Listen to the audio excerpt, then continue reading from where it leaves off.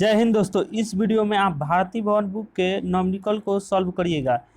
यह 12वीं class physics के भारती भवन बुक का सेकंड चैप्टर का नॉमिकल है, लेकिन हम अगर एनसीईआरटी के अनुसार बात करें तो यह फर्स्ट चैप्टर के ही अंतर्गत आता है। तो यह वीडियो जो है वह आईआईटी, नीट, आईसीआर, एजी और जो भी स्टेट एग्जाम के इंट्रेंस एग्जाम होते हैं उन सभी के लिए इम्पोर्टेंट है, जिसमें फिजिक्स के नॉमिकल के क्वेश्चन पूछे जाते हैं। बहुत सारे स्टूडेंट क्या करते हैं कि वह नॉमिकल को सॉल्व नहीं करते हैं क्योंकि बोर्ड के एग्जाम में नहीं पूछे जाते हैं, लेकिन आपको नॉमिकल को सॉल्व जरूर करना चाहिए क्योंकि जो भी आप इंट्रेंस एग्जाम दीजिएगा उसमें नॉमिकल ही पूछे जाते हैं। तो इस वीडियो में मैं आपको पूरी कॉन्सेप्ट के साथ नॉमिकल को क्लियर कराऊंगा और सॉल्व कराऊंगा। तो चलिए पहला क्वेश्चन देखिए। लेकिन अगर हाँ सुनिए, अगर आप क्वेश्चन सॉल्व करना है ना तो उसके लिए आपको फार्मूला अच्छे से याद होना चाहिए। तो सबसे पहले हम फार्मूला को देखते हैं कि इस चैप्टर से रिलेटेड कौन कौन से फार्मूला है। फर्स्ट हमारा जो फार्मूला है, vector E is equal to vector F by Q.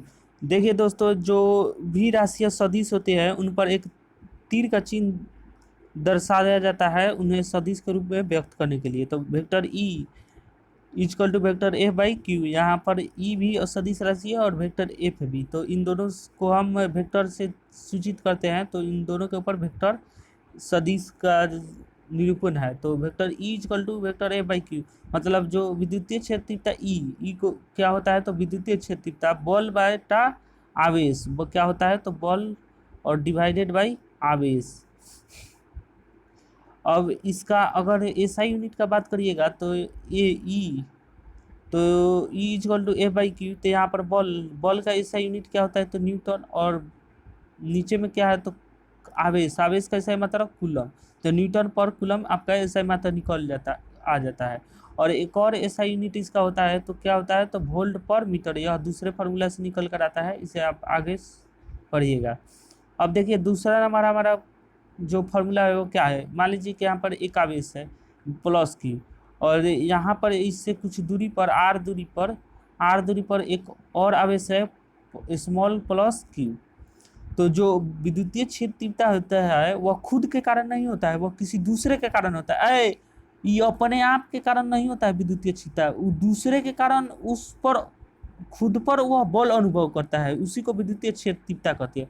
मान लीजिए यहाँ पर प्लस क्यू आवेश है, और इस पर जो विद्युतीय क्षेत्र तीव्रता यहाँ पर प्लस क्यू पर लगेगा, जो स्मॉल प्लस क्यू है, इस पर विद्युतीय क्षेत्रता इसके कारण मान लीजिए हमको ज्ञात करना है, जो बिंदु ओ पर है, तो इसके कारण विद्युतीय क्षेत्र इस पर लगेगा। तो कहाँ किस तरफ लगेगा, तो प्लस आवेश है, ई भी प्लस है, तो प्लस प्लस एक दूसरे को क्या करते हैं, प्रतिकर्षित करते हैं, तो इधर की तरफ इसका विद्युतीय क्षेत्र तीव्रता का दिशा होगा।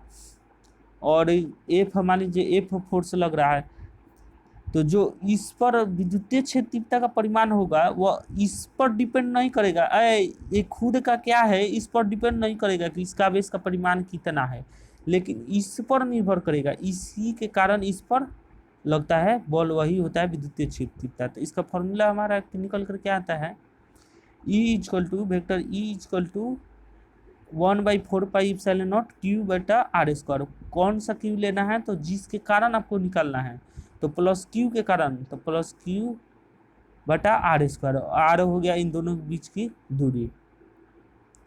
नेक्स्ट हमारा फॉर्मूला है phi is equal to vector E dot D A, मतलब जो फाई विद्युतीय फ्लक्स होता है वह विद्युतीय क्षेत्र तीव्रता और उसके जितना क्षेत्रफल से होकर गुजरता है उसके गुणनफल के बराबर होता है। तो यहाँ पर डॉट डॉट के जगह पर हम फिजिक्स में जो ई डॉट डॉट आता है तो डॉट हटाते हैं तो क्रॉस लगाते हैं, और अगर क्रॉस आपको मिले तो क्रॉस के जगह पर साइन लगता है। यह 11th क्लास में आपको पढ़ना था।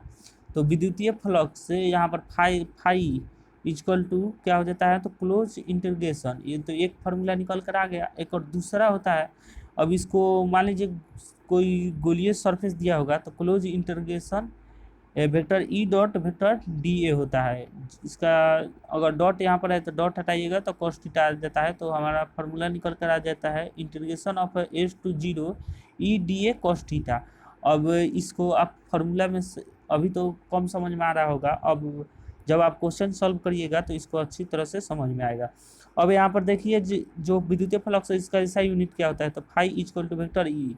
वेक्टर ई का यूनिट क्या होता है, तो अभी हमने पढ़ा कि विद्युतीय क्षेत्र का ऐसा यूनिट वोल्ट पर मीटर होता है इनटू। अब डी ए क्या होता है, तो क्षेत्रफल एरिया होता है, मतलब जितने एरिया से विद्युतीय क्षेत्र रेखाएं गुजर रही है वही होता है डी ए। तो यहाँ पर डी ए क्षेत्रफल है, तो क्षेत्रफल का ऐसा यूनिट क्या होता है, मीटर स्क्वायर। एक एम से एक एम कैंसिल हो गया, तो वोल्ट इंटू मीटर हमारा ऐसा यूनिट आ गया विद्युतीय फ्लक्स का।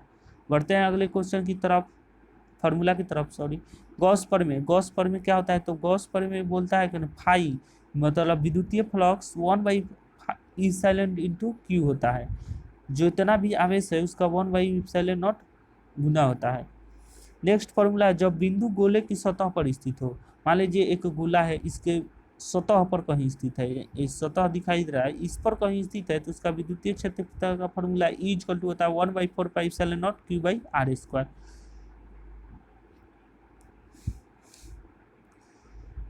नेक्स्ट है, जब बिंदु गोले के अंदर स्थित हो। मान लीजिए कि एक गोला है, गोले के अंदर कहीं भी अगर बिंदु स्थित हो ना, तो उस पर विद्युतीय क्षेत्र का परिमाण क्या होता है, तो जी शून्य होता है। अब एक है, अति लंबे आवेशित बेलनाकार चालक के कारण विद्युतीय क्षेत्र क्या होता है, तो ई इक्वल टू 1/2πε0 λ/r होता है। लेमडा यहाँ पर क्या होता है, तो रैखिक घनत्व। नेक्स्ट है, ई इक्वल टू σ/2ε0 आवेशित की समतल चादर के समीप विद्युतीय क्षेत्र का फॉर्मूला ये होता है। और नेक्स्ट है, एक आवेशित समतल चालक के समीप विद्युतीय क्षेत्र अथवा कूलम प्रमेय, तो ई इक्वल टू σ/ε0। तो इन जो फार्मूला है ये सब आपको याद रखना है, तब क्वेश्चन को आप आसानी से कर पाएंगे। अब हम देखते हैं कि पहला क्वेश्चन हमारा क्या है। तो देख सकते हैं कि पहला क्वेश्चन बोल रहा है कि एक समद्विबाहु समकोण त्रिभुज के विकर्ण की लंबाई 10 सेंटीमीटर है। यदि इसके तीनों शीर्ष पर 1 माइक्रोकूलम आवेश स्थित हो तो विकर्ण के मध्य बिंदु पर विद्युतीय क्षेत्र ज्ञात करें। तो इसका पहले डायग्राम समझिए। एक समद्विबाहु समकोण त्रिभुज है, मतलब समद्विबाहु इसके दो भुजा बराबर है, तो यहाँ भी ए बी सी एक हमने त्रिभुज मान लिया। अब इसके दो भुजा मान लिया कि ए बी और बी सी आपस में बराबर है। एक कोण समकोण है। अरे लइका सन का दिमाग यहाँ खराब हो जाएगा कि विकर्ण कौन होगा इसमें, भाई तीनों तो सेमे है, तो इसमें विकर्ण कौन होगा। तो विकर्ण जानते हैं क्या होता है, कर्ण होता है। तो कर्ण कौन होता है, तो ऐसा अगर फिगर रहता है तो उसमें जानते हैं कि आप ये जब क्षैतिज रेखा और उदग रेखा यहाँ पर जब लंबवत हो एक दूसरे के, दो रेखाएं एक दूसरे पर लंबवत हो तो कितना डिग्री का कोण बनता है, 90 डिग्री। और 90 डिग्री एंगल के सामने वाला ही भुजा क्या होता है, तो कर्ण होता है, मतलब कि विकर्ण। तो यही विकर्ण होता है। तो इसमें अब हम कैसे पता करें कि 90 डिग्री एंगल कहाँ बन रहा है। तो देखिए यहाँ पर एक दूसरे दो रेखाएं एक दूसरे पर लंब है, नहीं है। एक रेखा ऐसे है तो एक रेखा ऐसे रहता तब न लंब होता। तो यानी ये भी लंब 90 डिग्री का कोण नहीं बना रहा है, ये भी नहीं बना रहा है। तो इसका मतलब होगा कि यह जरूर बना रहा है, क्योंकि तीसरा कोण बोला है कि एक कोण 90 बना रहा है, तो ये 90 बना रहा है। अब 90 बना रहा है तो इसी के सामने वाला कोण कौन है, भुजा कौन है, सॉरी, तो भुजा है बी सी, तो यही क्या हो जाएगा, विकर्ण हो जाएगा। अब इसका लंबाई टोटल कितना दिया है, तो 10 सेंटीमीटर, यानी B C equal to 10 centimetre. यहाँ पर देखिए बी सी यहाँ से यहाँ तक 10 सेंटीमीटर।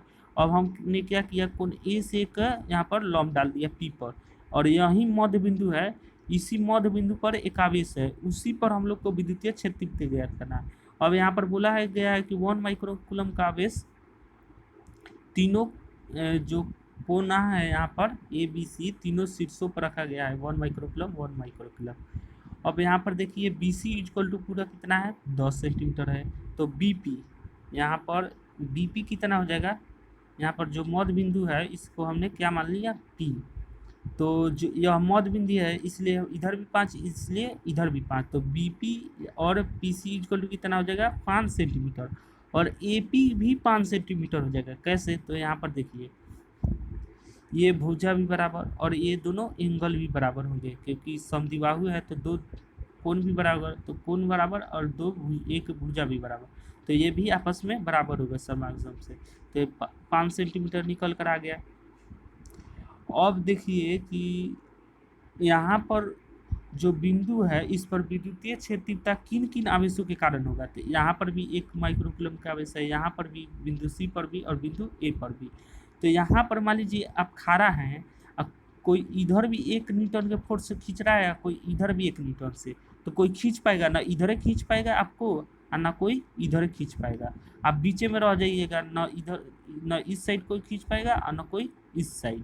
तो और मान लीजिए कि यहाँ पर कोई तीसरा फायदा उठा लेगा, मान लीजिए आपको कोई इधर भी खींचने लगा, तो ये खींच लेगा क्योंकि ये तो दोनों आपस में बराबर बल लगा रहे हैं, 1 और 1, 1 और 1, और कोई इधर से एक से खींचेगा तो ये आसानी से खींच देगा।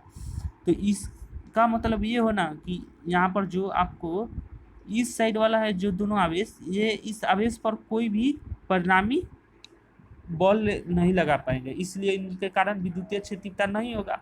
लेकिन इसके कारण होगा विद्युतीय क्षेत्र तीव्रता, इसलिए होगा, ये तो दोनों बराबर हैं इसलिए ये दोनों एक दूसरे को कैंसिल कर दे रहे हैं। लेकिन इसके कारण होगा आपका विद्युतीय क्षेत्र तीव्रता, और इसके कारण विद्युतीय क्षेत्र तीव्रता हम निकालेंगे। तो विद्युतीय क्षेत्र तीव्रता का फॉर्मूला क्या होता है, तो vector E equal to 1/4πε0 Q/r² होता है। अब यहाँ पर आप देख रहे हैं कि Q इक्वल टू 1 माइक्रोकूलम दिया गया है, तो हम इसे कूलम में बदलेंगे क्योंकि आवेश कैसे मतलब कूलम होता है। तो 1 माइक्रो में 10⁻⁶ होता है, तो 10⁻⁶ कूलम से मल्टीप्लाई कर देंगे तो 1 में उतना ही से मल्टीप्लाई तो 10⁻⁶ कूलम ही आ जाएगा। अब यहाँ R इक्वल टू 5 सेंटीमीटर दिया गया है, इसे मीटर में बदलेंगे। मीटर में बदलने के लिए 100 सेंटीमीटर से भाग दिया जाता है, यानी 100 सेंटीमीटर मतलब 10⁻⁻2 मीटर, उसे मीटर में बदलिएगा तो 100 सेंटीमीटर को अगर मीटर में बदलिएगा तो 1 मीटर होता है, 1 मीटर में 100 सेंटीमीटर। तो हमको मान लीजिए 1 सेंटीमीटर में कितना मीटर होगा, तो 100 से भाग देंगे, तो 100 से भाग मतलब 1/10 के पावर कितना हुआ, 2, और 2 ऊपर जाएगा तो 10⁻⁻2, तो इसलिए हम 10⁻⁻2 से गुना करेंगे। इतना 1/4πε0 का वैल्यू क्या होता है, मतलब K इक्वल टू, तो 9 × 10⁹ न्यूटन मीटर स्क्वायर पर कूलम स्क्वायर। अब यहाँ पर हम वैल्यू को रख देंगे, E इक्वल टू, यहाँ पर 1/4πε0 का वैल्यू हो गया, यहाँ पर Q का वैल्यू हो गया, जो बिंदु ए पर है आवेश उसका 1 कूलम है, तो माइक्रोकूलम है तो इस कूलम में कन्वर्ट कर दिया। और यहाँ R इक्वल टू 5 सेंटीमीटर था, इसे मीटर में बदल दिया गया 100 सेंटीमीटर से भाग देकर, यानी 10⁻⁻2। तो यहाँ पर जब कैलकुलेट करिएगा तो आपका 3.6 × 10⁶, और जो विद्युतीय क्षेत्र तीव्रता कैसा यूनिट होता है, मीटर पर कूलम। आंसर आपका निकल कर आ जाएगा, यहाँ पर आप कैलकुलेशन कर लीजिएगा। अब यहाँ पर है विद्युतीय क्षेत्र एक सदिश है, इसकी दिशा ए पर स्थित धन आवेश के कारण ए से पी की ओर दिशा होगा। जो विद्युतीय क्षेत्र तीव्रता है वह सदिश राशि है, सदिश राशि है इसलिए इसका दिशा होगा, तो किस तरफ होगा, तो वेक्टर बिंदु ए से पी की ओर होगा। अब बढ़ते हैं अगले क्वेश्चन की तरफ। दूसरा क्वेश्चन क्या बोल रहा है, मिलीग्राम द्रव्यमान तथा 1.50 माइक्रोकूलम आवेश युक्त पानी कि एक बूंद किसी कोष्ठ में मुक्त रूप से स्थित है, उस कोष्ठ में विद्युत क्षेत्र का परिमाण तथा दिशा ज्ञात करें। तो यहाँ पर देखिए, आवेशित कण को आकाश में स्थिर रखने की स्थिति में उसका भार क्या होता है, तो mg होता है। उस पर आरोपित बल क्या होता है, तो Q × E होगा, अर्थात इसी से संतुलित होगा, अर्थात क्या होगा, तो QE जो F इक्वल टू होगा QE इक्वल टू mg, उसके भार, ये दोनों आपस में क्या होंगे, तो बराबर हो गए। अब प्रश्न से Q इक्वल टू आवेश का मान कितना दिया गया है, तो 1.50 माइक्रोकूलम। अब इसे हम कूलम में चेंज करेंगे तो 10⁻⁶ से मल्टीप्लाई करेंगे, क्योंकि 1 माइक्रो में 10⁻⁶ होता है। तो ये तो कूलम में चेंज कर दिया इसके SI यूनिट में। और द्रव्यमान M इक्वल टू कितना दिया गया है, तो 10 मिलीग्राम, और मिली माइक्रो दिया गया है इसमें तो क्या करेंगे, 10⁻⁶ से मल्टीप्लाई करेंगे। तो मल्टीप्लाई करेंगे तो 10 × 10⁻⁶ यानी 10⁻5 निकल कर आ जाएगा, क्योंकि पावर ईश्वर प्लस एकर आकर ऐड हो जाएगा। अब यहाँ पर क्या करना है, तो आपको सिंपल सा वैल्यू को पुट कर देना है। QE इक्वल टू mg है, तो यहाँ से हम लोगों को E का मान निकालना है, तो E इक्वल टू क्या हो जाएगा, mg/q। अब g यहाँ पर ग्रेविटेशनल एक्सीलरेशन है, मतलब गुरुत्वीय त्वरण, जो कि सब कोई जानता है कि 9.8 मीटर पर सेकंड स्क्वायर होता है। m का वैल्यू हमें यहाँ पर निकल ही गया, और q जो आवेश है वह भी निकल चुका है यहाँ पर। इन सभी वैल्यू को हम यहाँ पर पुट कर देंगे तो हमारे क्या निकल कर आ जाएगा, 9.8 इंटू 10⁻⁵, 10⁻⁶, या तो 10⁻⁶ ही रहने दीजिए क्योंकि यहाँ पर कैंसिल होने में आसान होगा। तो यहाँ पर कैंसिल होने में आसान रहेगा तो क्या हो जाएगा, 10⁻⁶ और 10⁻⁶ कैंसिल हो गया, 9.8 इंटू 10 यानी 9.8 में 10 से मल्टीप्लाई करेंगे तो 98 आ जाएगा, डिवाइडेड बाई 1.5, जो कि आप डिवाइड करिएगा तो 65.3 निकल कर आ जाएगा। और आप विद्युतीय क्षेत्र तीव्रता का यूनिट जानते हैं क्या होता है, न्यूटन पर कूलम। तो आंसर हमारा क्या हो जाएगा, 65.3 न्यूटन पर कूलम। तो दोस्तों इस वीडियो में इतना ही। आपको वीडियो कैसा लगा कमेंट कर जरूर बताएं।